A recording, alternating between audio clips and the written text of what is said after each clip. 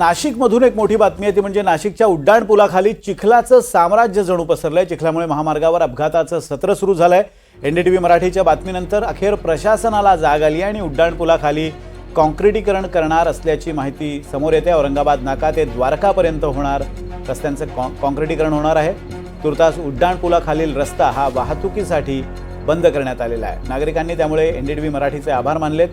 नाशिकच्या उड्डाणपुलाखाली कशा पद्धतीने चिखलाचं साम्राज्य पसरलंय त्यामुळे वाहन चालकांना कशा पद्धतीने त्रास होतोय अशी बातमी एनडीटीव्ही मराठीने काही दिवसांपूर्वी दाखवली होती आणि त्यानंतर याची दखल घेत तातडीने इथं खड्डे बुजवण्याचं काम करण्यात आलं आणि आता हे रस्ता पूर्ण हा जो पॅच आहे तो कॉन्क्रिटीकरण त्याचं केलं जातंय आणि त्यामुळे नागरिकांनी एनडीटीव्ही मराठीचे आभार मानलेत आणि या सगळ्याचा आढावा घेतला आमचे प्रतिनिधी किशोर बेलसरे यांनी। नाशिक शहरातून जाणारा मुख्य उड्डाणपूल, ज्या उड्डाणपुलाखाली रोज हजारो वाहनं जातात, आपण बघू शकतो। या ठिकाणी काल एनडीटीव्हीने दखल घेतली होती तेव्हा या ठिकाणी सावधान असा बोर्ड होता आणि रस्ता बंद केलेला होता। मात्र आता drive slow work in progress म्हणजे रस्त्याचं काम सुरू झालेलं आहे।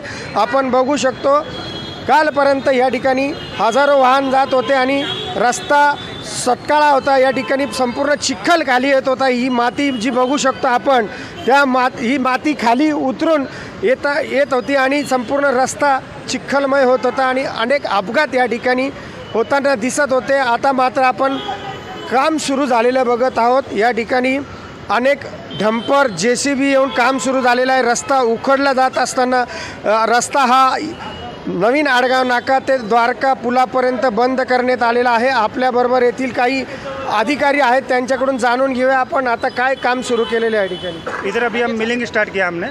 ये मिलिंग होने के बाद में हम यहाँ TWT करने वाले हैं, जो अपना कंक्रीट का रोड रहेगा। कंक्रीट का क्यों करने वाली क्या प्रॉब्लम था यहाँ पे? प्रॉब्लम ये है कि सर इसका अपना डामर का मेंटेनेंस बहुत हाई रहता है। अपघात हो रहे? हाँ। परेशानी क्या थी यहाँ पर? यहाँ बार बार बाइक वगैरह स्लिप हो रही है, आने जाने वाले गिर रहे हैं, इसके लिए कर रहे हैं। महामार्गाच्या देखील लक्षात आलं होतं की या ठिकाणी बरेचसे अपघात होत होते, त्यामुळे आपण एनडीटीव्हीतून दखल घेतली होती। कालच आपल्यासोबत येथील जे स्थानिक गॅरेजवाले होते त्यांनी देखील हा विषयाचा मुद्दा मांडला होता। आपण काय सांगाल याविषयी?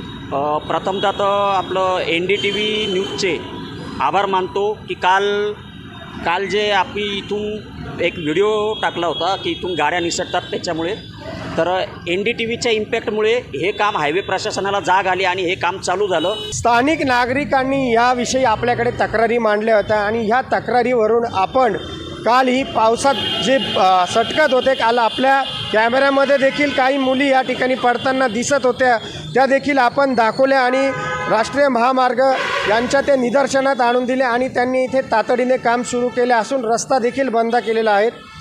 कॅमेरामन अमर सोळंकीसह किशोर बेलसरे, NDTV मराठी, नाशिक।